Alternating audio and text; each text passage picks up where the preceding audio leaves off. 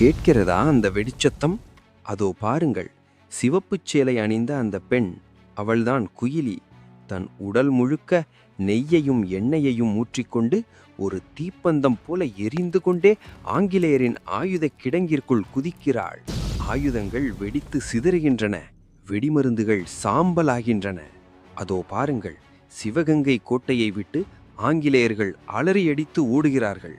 சிவகங்கை மீட்கப்பட்டது. இந்த நெருப்புக்கும் இந்த வெற்றிக்கும் பின்னால் இருந்த ஒரு இரும்பு மனுஷி வீரமங்கை வேலுநாச்சியார். யார் இவர்? ராமநாதபுரத்தின் இளவரசியாக பிறந்து சிவகங்கையின் ராணியாக வாழ்ந்தவர். சிலம்பம், வாழ்வீற்று, குதிரையேற்றம் என ஆண்களுக்கு நிகராக வளர்ந்தவர்.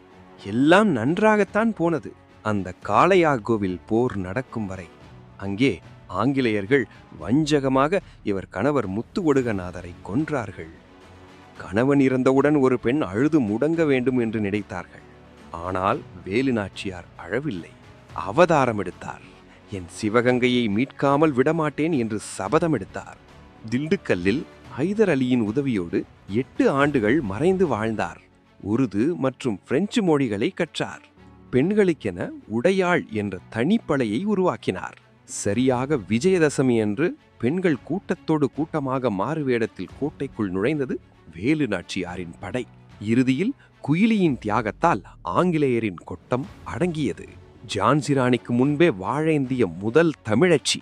அடிமை தலைகளை உடைத்தெறிந்த அந்த வேங்கையின் புகழை இந்த உலகம் உள்ளவரை உறக்கச் செல்வோம். நன்றி. Signing off Fact Verse Tamil.